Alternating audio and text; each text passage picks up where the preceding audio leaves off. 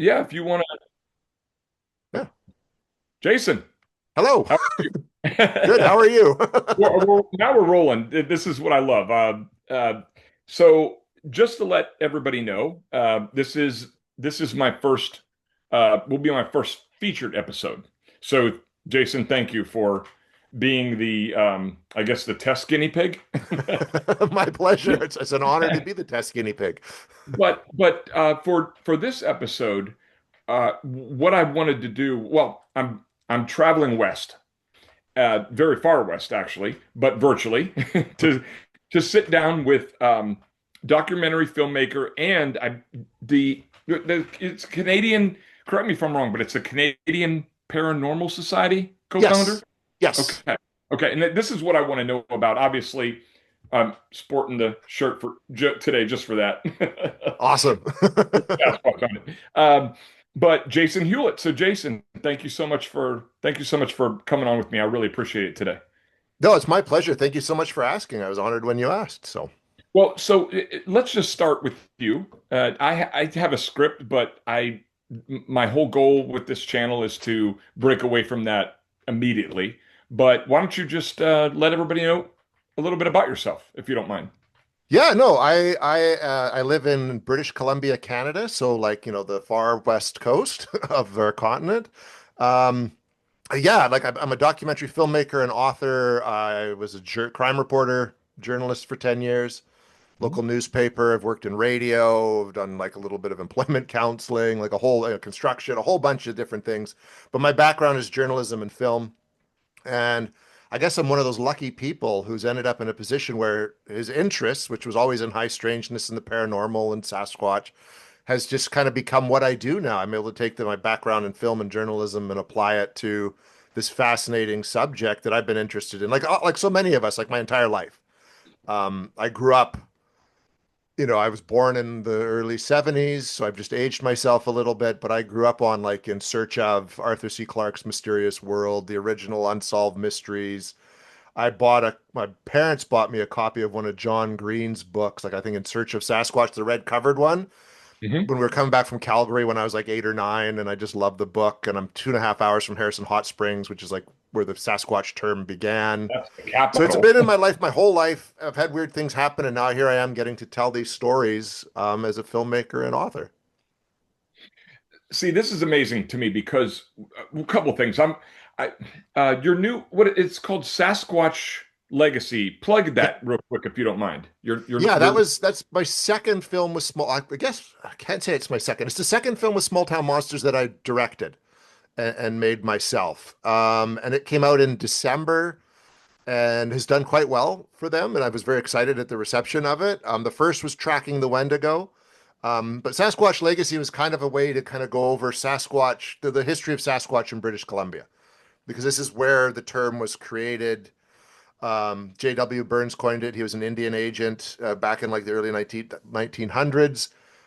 Taking the term, it was Saskets, or what the Chehalis people called them. But as we always do as white people, we take this word we can't pronounce and we change it. And he called it Sasquatch, and it was coined in a Maclean's article, and it just stuck. And that was about 20 to 30 years before the term Bigfoot was coined, which I That's what I find was really about to fascinating. ask you. It was before. That was Yeah, the it original. came first. Yeah. Okay. So Okay. same thing. Sasquatch is in Canada, Bigfoot's in America, but they're the same. They're the exact same thing. It's just different terminology. And Yeah. so that film kind of covered off a lot of that sort of history, plus John Green. I see it as kind of a spiritual sequel in a way to On the Trail of Bigfoot, The Origin, which the STM crew filmed in 2023 at Harrison Hot Springs. Kind of a continuation of that. And it was great. It was a great experience to make it and tell some personal stories and connect with these people like Thomas Steenberg and Jerry Matthews, who are like key figures in the Sasquatch research. They knew and were friends with John Green and Renee DeHinden and like these classic Sasquatch researchers. So that was really cool to do that. So first, quickly, let me just say just for those who may not know, um, you were using STM, but for STM is small town Yes. monsters. So Yes. if you have never, if you're into the weird, and I don't mean weird in a bad way because I am obviously that's why you're here. But Bigfoot, like you said, Wendigo, extraterrestrials, things like that. Small town monsters. Look them up on YouTube. Check them out. I'm sure it's okay if I plug them. I don't know if Seth Oh, will. they're fine with it, I'm I don't sure. think Yeah, Seth yeah. is breed love. I don't think he'll mind. But anyway, check those guys out.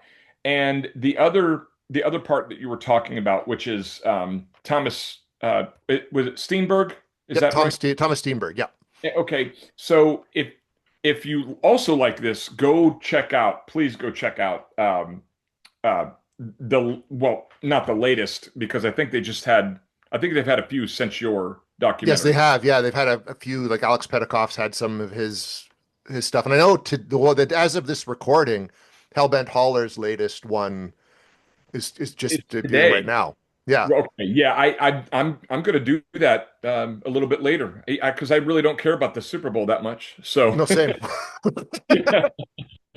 but Sasquatch Legacy, and I believe it's Sasquatch Legacy, new Bigfoot or new Canadian Bigfoot is the title of the film, correct? The film's just called Sasquatch Legacy, but they Okay, put like, it's a new Canadian Sasquatch documentary. okay, Just I think to differentiate it, because like they've other than Sasquatch, the two that I've made, they've only really done On the Trail of Bigfoot, The Origin, and Cursed Waters were the only other two Canadian films that they had done. So it was a way to right, sort of show I don't want to say not the same old thing, but right. it's a little bit different because it's a Canadian perspective.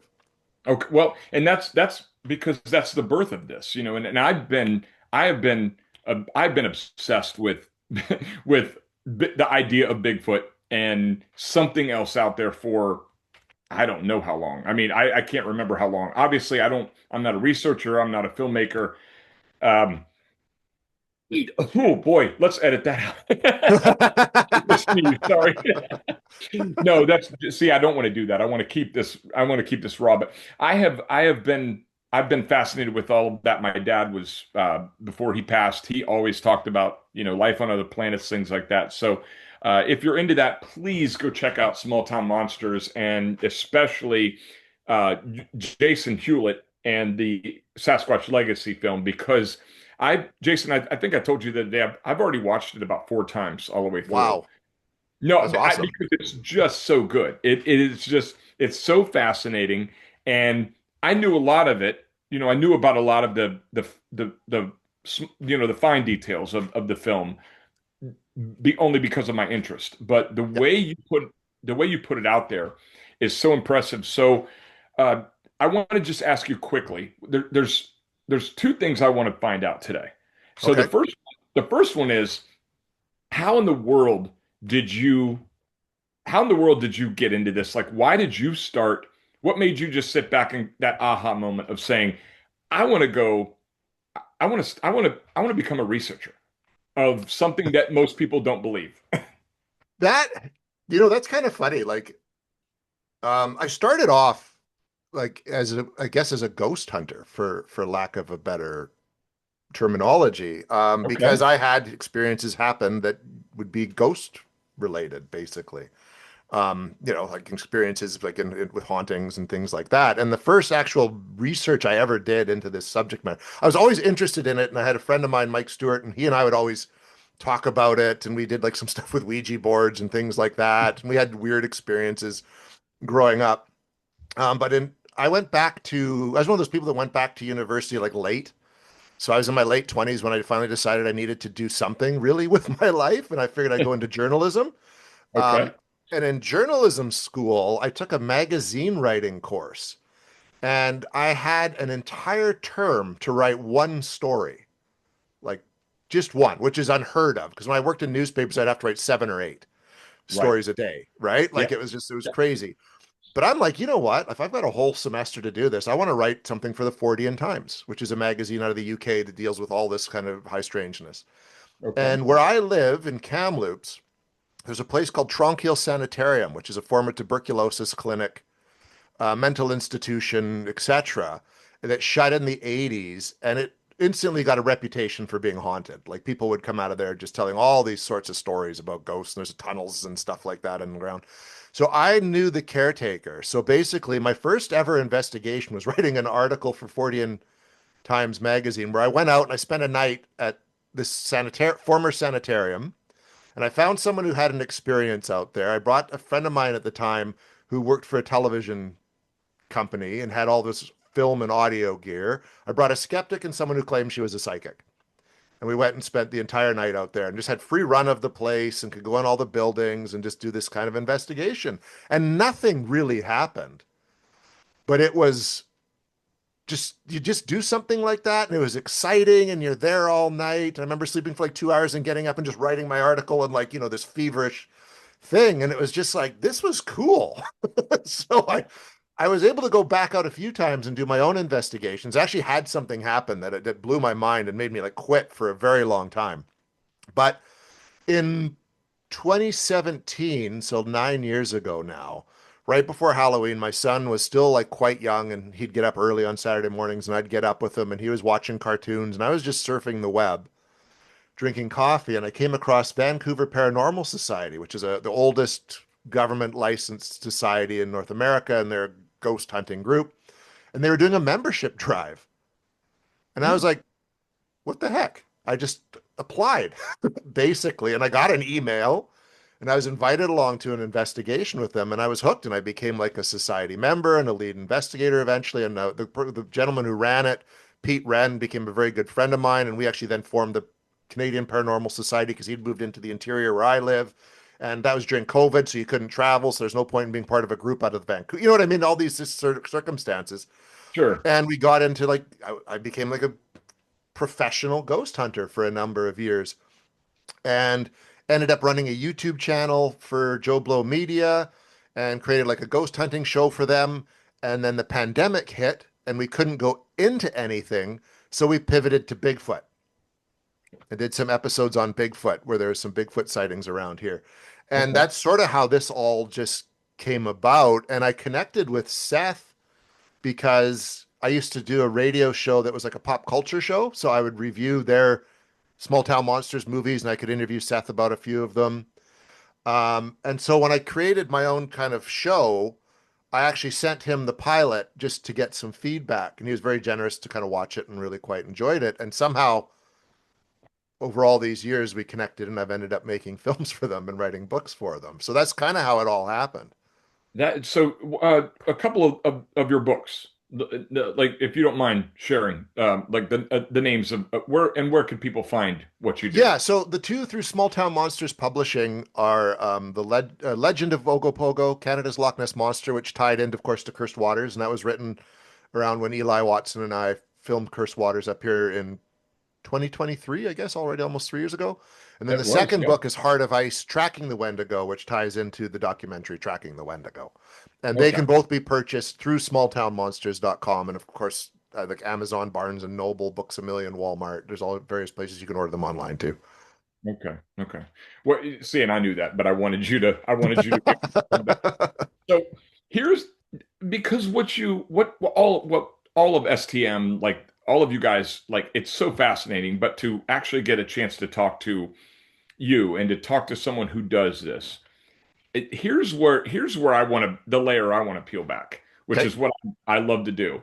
And it's something that not a lot of people you all don't discuss. But long story short is just a few weeks ago, I went on a I went on I think I hiked about 10 miles in the Blue Ridge Mountains by myself Yep. uh, for the day. It was the whole day just me.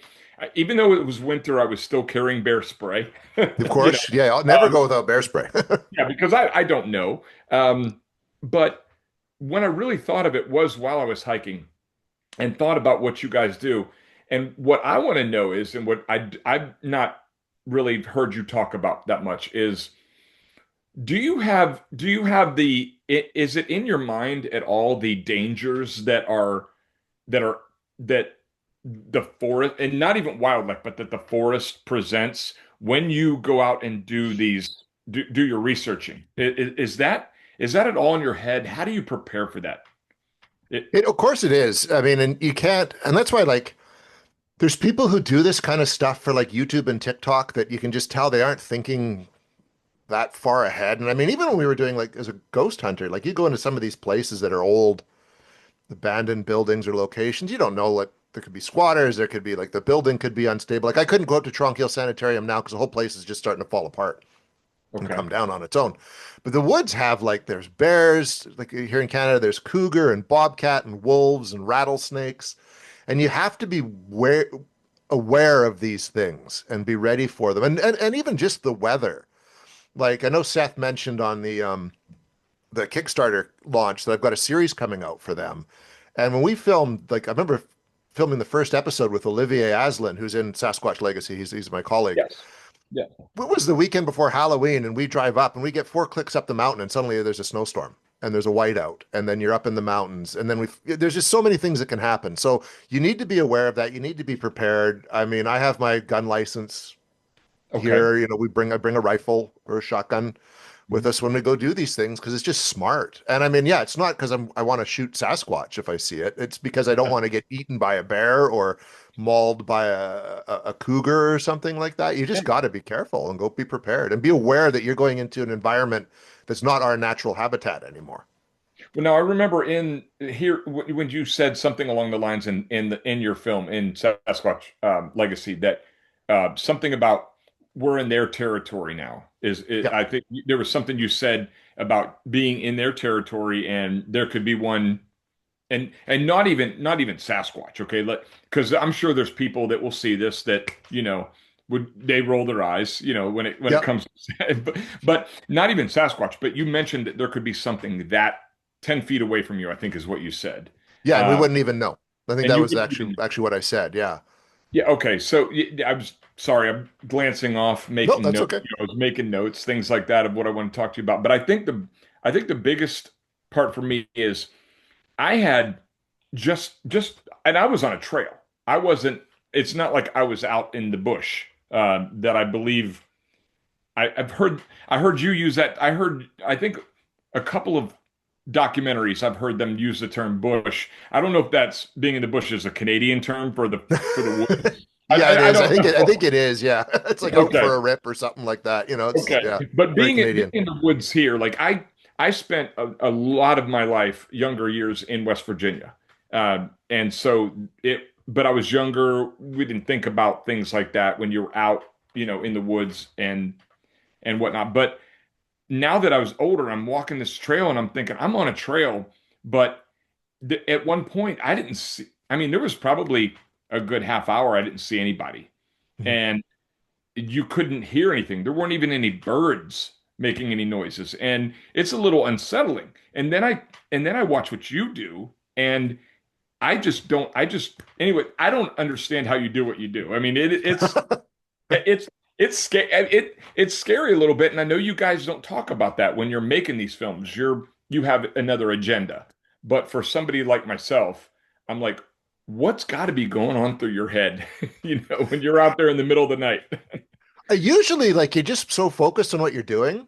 Hmm. You know what I mean? It's something that just Yeah. ends up in the back of your brain because you're out there. Like, I mean, like say in Sasquatch Legacy, when Ollie and I were out with Kenton and we're at the spot where his buddy had the experience and we're starting to hear stuff moving around, you become so focused on what you're doing that Okay. it doesn't even really play into your mind.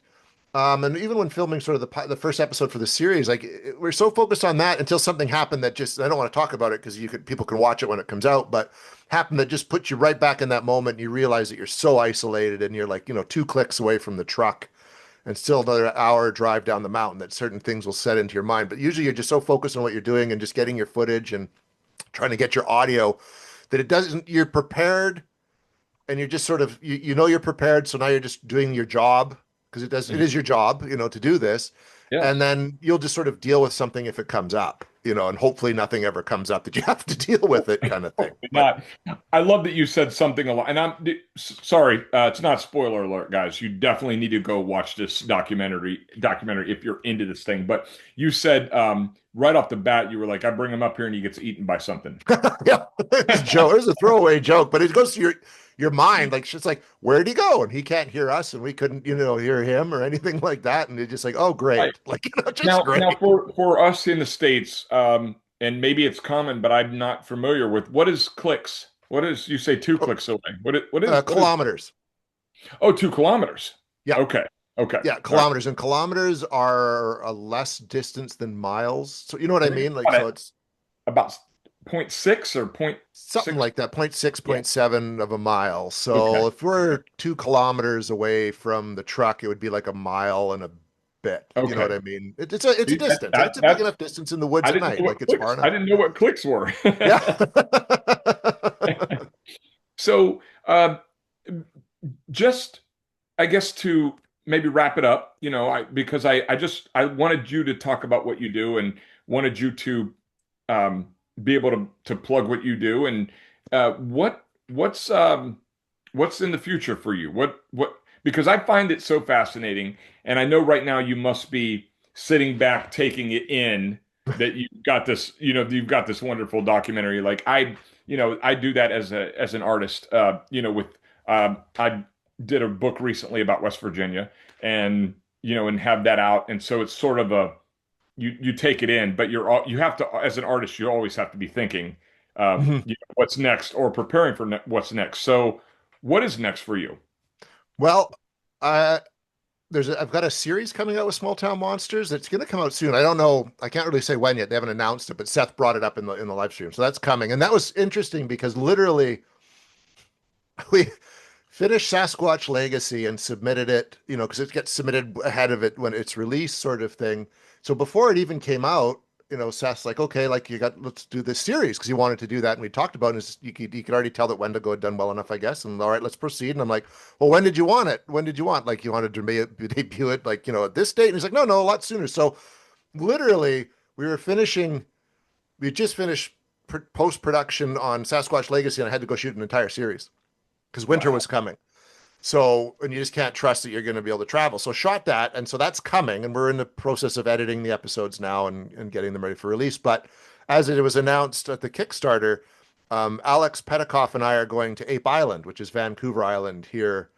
And we are filming a feature length documentary for them, plus at least one special, maybe even two, plus episodes of his Bigfoot Beyond the Trail, plus something for my show, and there's a book that I'm writing about it, the whole experience. So Wow. we're in the planning stage for the trip and the shoot, and this is like going to be it's going to take like 17 days to shoot all this, and we're traveling, and so it's going to be very fast paced. So we're really locking the schedule in right now, and because I have to, we'll also have to edit my stuff for it after and get it ready to come out and have a book finished on time. I've already started writing the book.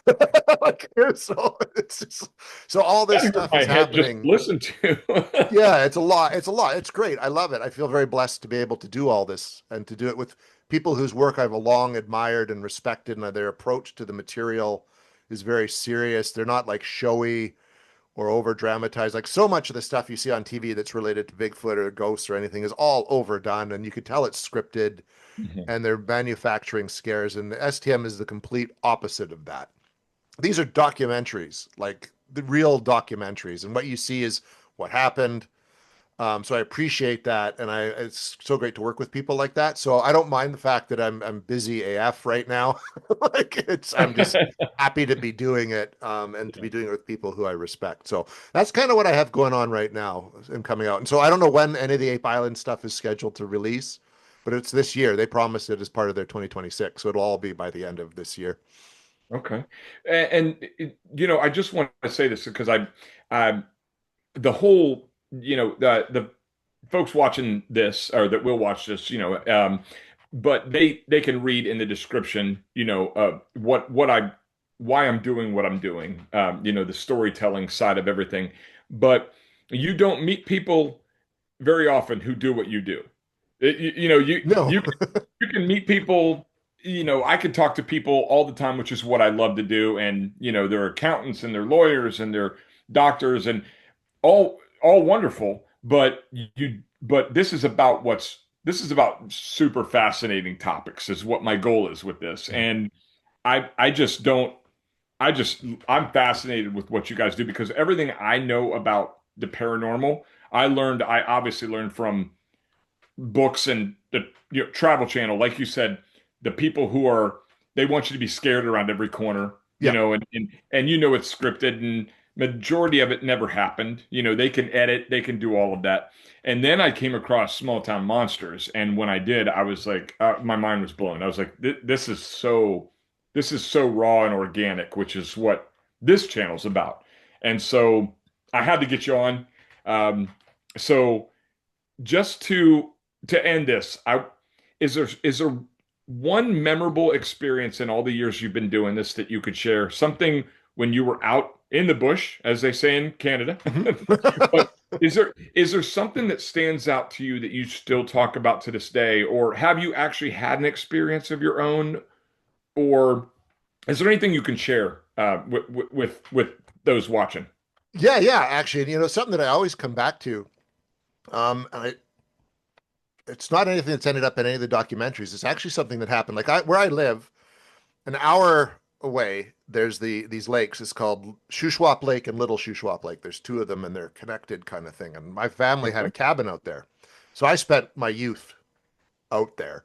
My mom was a teacher, so we'd leave, at the end of June and basically be out there till the beginning of September. And then even in the fall, we'd go out on weekends. So I spent a lot of time in the bush. And that area of the shoot all through BC is Sasquatch territory. Like it just is, right? There's these places that are like hot spots, but they're everywhere. Um, so I was aware of these stories while growing up, and twice over the span of 20 years, I had the exact same thing happen to me, um, which I can only tie into like the infrasound, the infrasound that you hear about, because it was 1996. It was about May, June. I had just been out at the lake for the entire week rebuilding the deck, like the cabin deck around Hmm. it. And it's like, you know what? I want to spend like one more night out here. I'm tired and sore. And so I'm like, going to spend one more night. And I got some beer and I made some dinner. And I was going to sit down, listen to some music, read a book, and have a drink. And suddenly, and it was complete peace. You're just, you're happy, you're tired, life is really good. And suddenly, like a switch goes off, all the hair goes up on the back of my neck. And I suddenly feel like my life is in danger. Like I cannot be here anymore. I have to get out of here. That's just like literally the only way I can describe it. And I'm pretty rational, but I'm listening. I'm just like, you know what? Yep, yep, this is it. I got to get out of here. I can't stay here anymore. This is freaking me out. I packed everything up. It's right at sunset too, right? So I pack everything up and I throw it in the vehicle. And back then, when you left, you had to turn the pump off, and the pump was around the other side of the cabin and under the deck. And so that was like the most terrifying 5 minutes of my life, because it's getting darker and darker and I'm going around the cabin and this feeling isn't going away. And if anything, it's intensifying. Like I've got to go. I've got to go. I can't be here. Turned the pump off, ran to the vehicle, turned it on, got out of there. Didn't see anything, didn't hear anything, just that sensation. And it was an hour drive back, and it took almost the whole hour to calm down for that feeling to subside. So Wow. that was 1996. Flash forward to 2017. Same location. We'd rebuilt the entire cabin, so it's more like a house on a lake now kind of thing. I was out there for like just a solo trip. I kind of go out. I have a trip once a year I do by myself. My wife does the same thing. And when we had the cabin, which we sold in 2019, because it was too expensive just to keep a property on top of regular property, but I'd Mhm. go out there by myself. And it's like same thing. I'm going to spend one more night, kind of thing. I've kind of had it sunset. I'm putting dinner away, except it's August.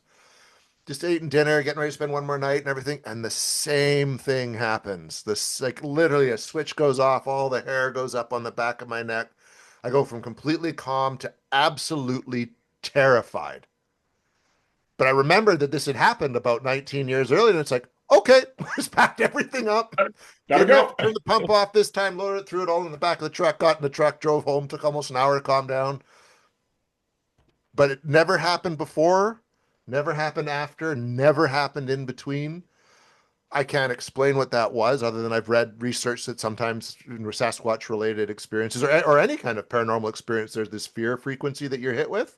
Sure. And I listened to it, but I've never forgotten that, because That it's is just, fascinating. That yeah, have, it was have so out of you left field. actually wanted to go back now that you're doing what you do? Have you wanted to go back to that property or that area and Well, actually live? I've been back actually for my radio Oh, show. I okay. went back there to kind of do a follow up on another incident. A buddy of mine and I had an experience out there at the lake.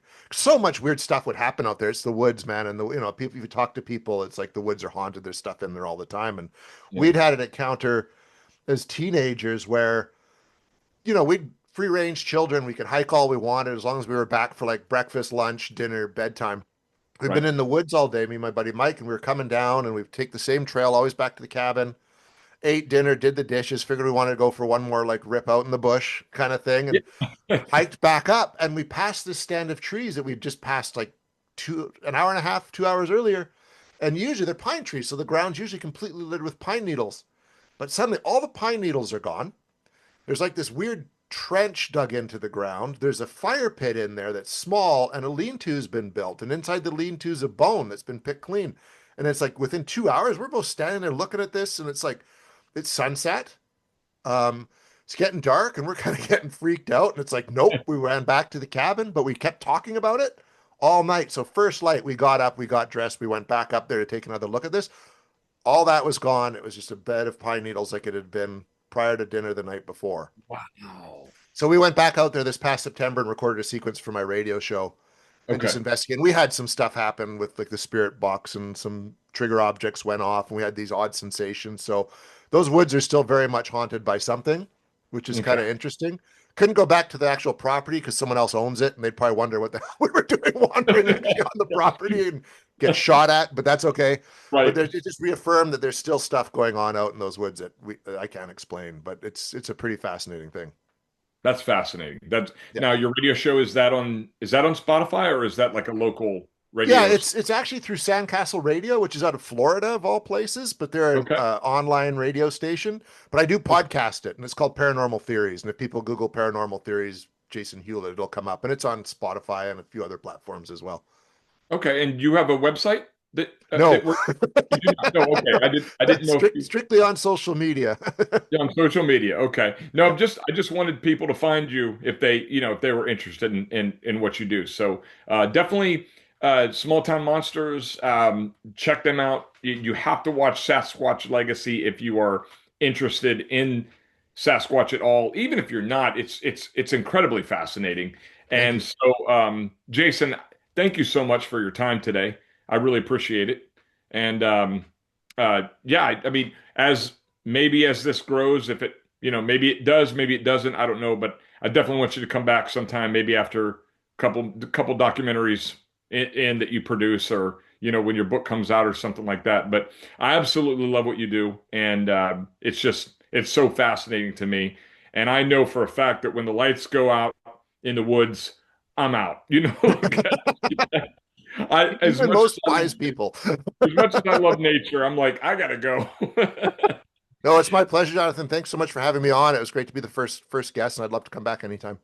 Oh, yeah, absolutely. And yeah, and so everybody, I'm going to if you enjoyed this, I'm going to continue this to post interesting conversations, raw and organic, nothing fancy, very little editing at all, if anything, and just to share interesting people's stories like Jason. So, Jason, thank you so much. Thank you, sir. All right.